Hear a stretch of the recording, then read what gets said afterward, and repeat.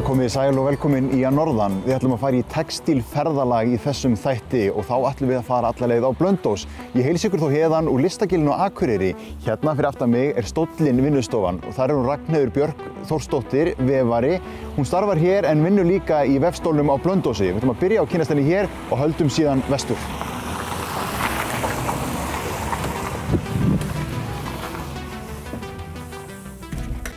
Já, þetta verkefni datt upp í hendurnar á mér mjög óvænt. Það var eiginlega þannig að ég held að það verið 2012, þá vorum við staddar í Textílfélagi Íslands, á Textílmiðstöð Íslands og vorum að gera spjalddöfun bönd.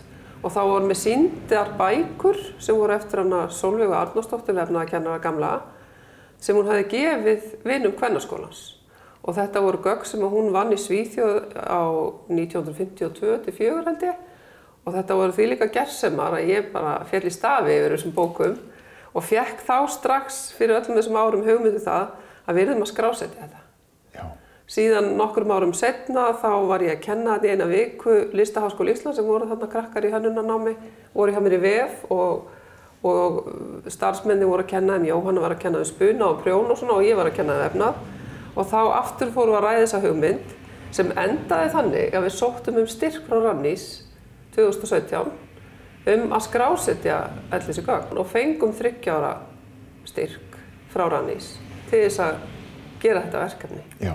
Þá vorum við nýlega búin að kaupa okkur tölvuvefstól á Blönduósi, digital tölvuvefstól og þá svona vildum við einhvern veginn fara í framtíðina með þetta þannig að við ákváðum það að byggja svona stafræna textílbrú inn í framtíðina með gömlu munstrónum yfir í framtíðina. Já, taka hana gamla menningar að og gera hann á þannig formi hann væri aðgengilegur. Já, og líka bara unga fólkið það er svo tæknivætt og tölvuvætt, þannig að til þess að reyna að fá fólk að vefstólnum aftur, til þess að fá unga fólki til þess að fara að vefa, að þá er svo mikilvægt að hafa líka, þú getur verið með þessi gömlu tæki sem eru alltaf dásamleg, sko, en tölvuvefstólinn er algjör galdra tæki fyrir krakka, sko. Þau eru bara, það tekur þau svona 2 klukkutíma að fatta út á hvað tölvuvefstóll gengur.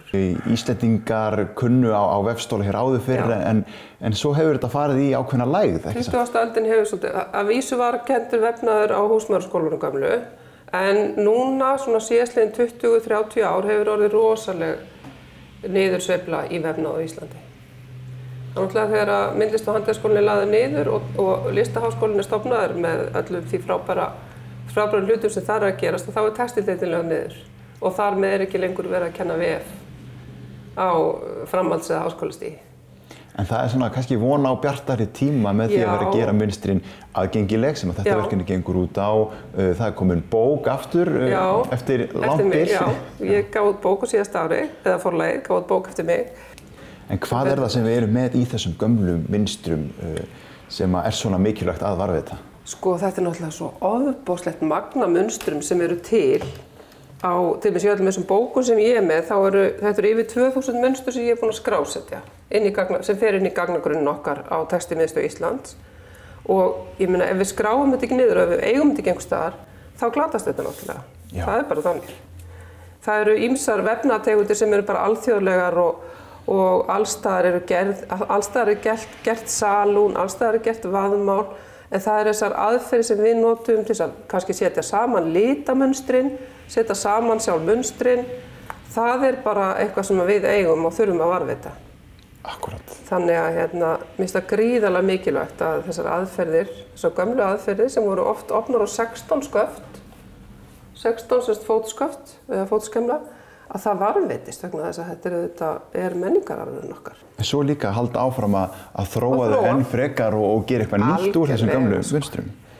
Þetta er unnið út frá gamla salúninu sem var, ég hugsa salún og íslensk lit hafi verið vinsælustu svona skrautlegustu aðferðina sem voru gerðar hér, bara til heimilisprýði og til þess að nota í söðuláklæðin og ábreiður og allt sem var hér á Íslandi. Við getum ekkert verið án textíls með handklæðin sem við notum, viskustykkin, tuskurnar, borðtuskurnar, þú veist, allt sem við komum nálagt, bara rúmfötin okkar, það er allt ofið og það er einhver sem hefur tekið sér til að hanna þetta. Já. Þannig að það er alltaf þessi spurning hugvitið og sköpunargáfuna og tæknina sem kemur saman í einhverju afurð Og það auðvitað það sem við erum svolítið að reyna að gera. Við erum að reyna að hvetja aftur til nýsköpunar í textíl á Íslandi og vonandi verður einhvern tímann í náinni framtíð keyptir aftur ekki tölvustýri, kannski líka, en aðalega sko verksmiðju vefstólar til við getum framleitt efni úr íslensku ullinu okkar. Já. Sem náttúrulega grátlegt að skuli ekki vera gert sko. Að við séum ekki umvefi okkur sko innfluttu, fjöldaframluttu efni, við séum að vinna úr okkar efni, okkar hátt úr okkar munstri. Já, þetta hefur líka svo mikið með sjálfbærni að gera. Ég meina, við þurfum að vera sjálfbærir, við þurfum að vera okkur nóg, við þurfum að geta framleitt efni sem við klæðum okkur í. En svo þetta sko, þetta verkefni, það gengur út á, það að taka munstrin, koma þeim á aðgengilegt form í tölvunni og það það sem þú ert að vinna svolítið þessa daga. Já, ég búin að vera í rauninni 4 ár að skrásetja munstrin og ég ekki búin ennþá. Ég veit ekki hvort ég næ að klára að skrásetja allt en allavega stóran part af því og síðan erum við núna bara að hlaða inn þessum skjölum inn í gagnagrunnin sem við erum að opna á Textílmiðstöð Íslands, bara á heimasíðunni okkar, sem verður vefnaður og uppskriftir. Og þar getur maður bara að skoða öll þessi munstur og síðan getur maður haft aðgang á uppskriftum og keypt þá á gegnum væguverði alla uppskriftina. Hvernig á að gera og hvað margir þræðir og sentimetrar og allt það. Öll stærðfræðin þar. Já. Sem við erum líka búin að gera. Allt saman í vördskjölum. Þannig að þetta búið að vera gríðarleg vinna en alveg ofboðslega skemmtileg og nauðsynleg. En afraksturinn hann glæsilegur og mikilvægur. Já, gríðarlega mikilvægur. Ég held að sko þegar fólk áttar sig á því hvað þetta mikill hafsjóra fróðleik sem eru komin inn á netið í ágúst til dæmis og þá verður það svolítið, ég held að verður svolítið stökk fyrir textíliðnaðinn sko. Já. Svo erum við náttúrulega líka búin að vera að halda námskeið í TC2, þannig að við erum búin að kenna svona þetta verður svona 16-20 manns Íslendingar sem verður búin að læra á tölvuvefstólinn áður en ég fer sko. Þannig að við erum að reyna að stuðla að því að hönnuðir, textílhönnuðir og Íslendingar sem eru að vefa og eru textíl að þeir munu koma á Textílmiðstöð og fá að nota vefstólinn. Það líka gríðarlega mikilvægt. Að því hingað til hafa eingöngu útlendingar verið að vefa á stólinn hjá okkur og leigja hann. Þannig að nú sjáum við kannski fram á það að Íslendingar fara að koma líka.